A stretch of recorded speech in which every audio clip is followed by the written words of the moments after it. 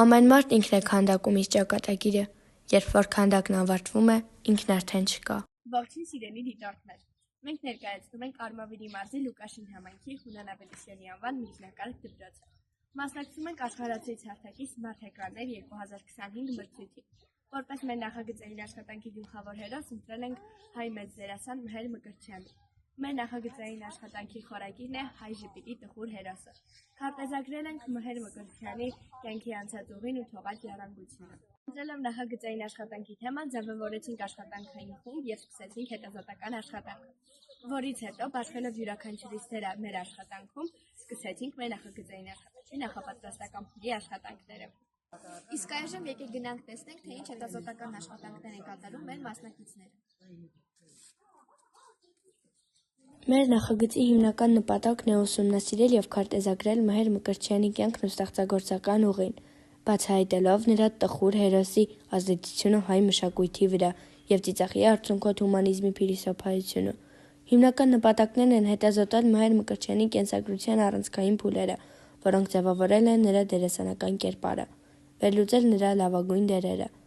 Իսկ վերջնարդյունքում մենք ստացանք Մհեր Մկրտչյանի ժպիտի եւ տխրության թեմատիկ ցուցադրություն, պրեզենտացիա, ցուցադրություն աշխարհացույց հարթակում, խաղ եւ մեծ պաստառ։ Այս նպատակներն ու վերջնարդյունքները թույլ տվեցին մեր աշխատանքը դարձնել խորը, հետաքրքիր եւ տեսողական։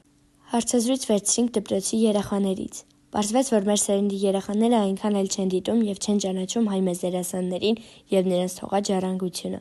Այդ իսկ պատճառով կազմակերպեցինք կինոդիտում 5-րդ, 6-րդ եւ 7-րդ դասարաններում։ Երեխաները մեծ հետաքրքրությամբ դիտեցին Տերն ու ծառան եւ 0-199 ֆիլմերը։ Մեր հետազոտական աշխատանքները մեզ տարան Մհեր Մկրտչյանի ծննդավայր՝ Գյումրի։ Գյումրիում այցելեցինք Մհեր Մկրտչյանի տուն-թանգարան, ուսումնասիրեցինք թանգարանի իրերը, որտեղ ամեն ինչ այնքան տպավորիչ էր, կամոդը մեր մանկության տանգոն ֆիլմից, տակառիկը 0-199 ֆիլմից, Մհեր Մկրտչյանի բեմական հագուստները եւ այն բանալիների խուրձը, որը նա հավաքել էր։ Այցելել ենք նաեւ Կոմիտասի անվան Պանթեոն, որտեղ թաղված է մեծ դերասանը։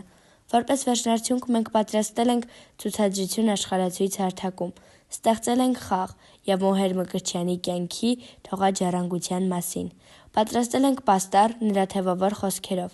սլայդը թողած ժառանգության վերաբերյալ։ Այսպիսով մեր նախագծային աշխատանքի ընթացքում մենք փորձել ենք կրկնօրինակել ֆիլմերի լավ կերպարն են, բայց 0-199 բոլոր խոսքերը թևավոր է դարձել, բոլորը։ Ինչի՞ չէ, մենք մեր սարերում շատ լավ դերականում։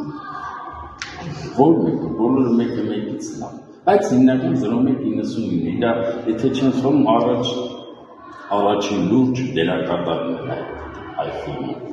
որպես գլխավոր դերասան։